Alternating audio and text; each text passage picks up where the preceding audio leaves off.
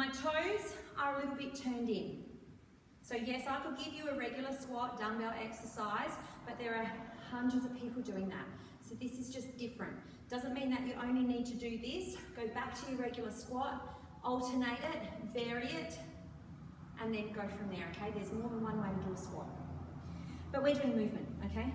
So we're here, and what I'm gonna do is I'm gonna start by doing a little halo around my head, okay? Now, depending on where your body's at, what's going on with those shoulders, your halo can be here, yeah? Just to the shoulders. So if your body can go to your forehead, then that's where we go, okay? What it looks like here, toes are in, my hips are doing the move for me. So my right hip pushes my dumbbell around, left hip pushes the dumbbell around. So again, depending on your range of movement as to where you go. What I don't want is for you to start doing a bend back. Okay, let the hips do the work, not your lumbar.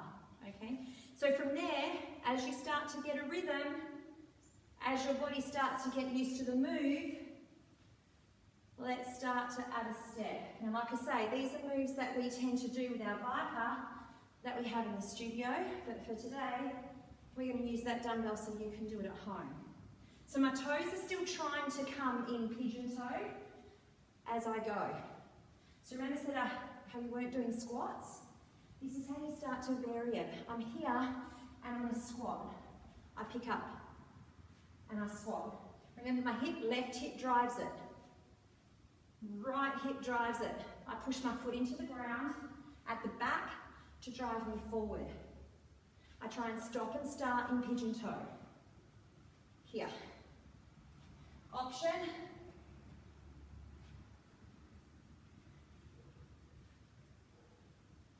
Is to, if you just want variation, guys, again, check where your body's at, check how your body's moving. All right, here we are. Now, feet are narrow.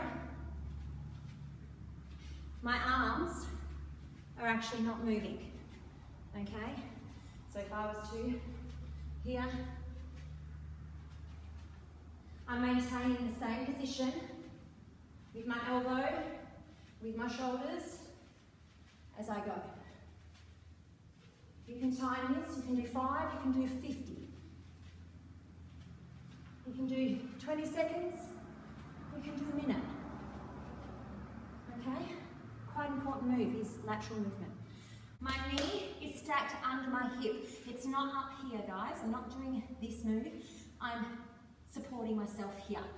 Toes are anchored on both feet. My hand is stacked under my shoulder. Again, this will depict on what your mobility and your range is at the moment.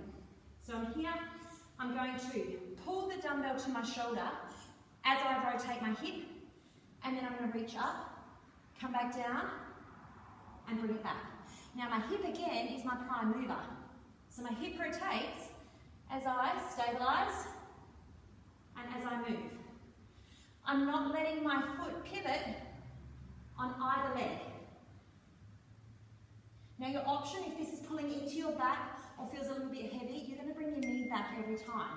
And you're going to pull, come back. Pull, come back. Pull. Again, my hips are still doing the move. My toes are still remaining anchored. Now guys, one thing here, I'm not bracing and sucking in my belly. I'm letting my hip allow my middle section of the core to run through those different layers, okay? So it allows me to move with no weight at all.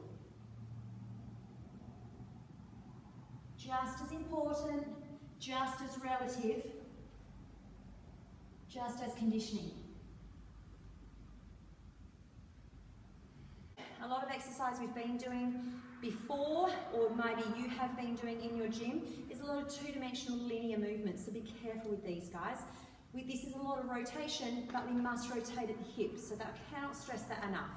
when you're not used to it, it's going to change your body. So make sure you still do your linear moves, and this is just all about incorporating some three-dimensional stuff going on. All right, enjoy, reach out if you need to, if you want a personalised program. We're here to help, we can do some things online. Just shout out a message to us or give us a call.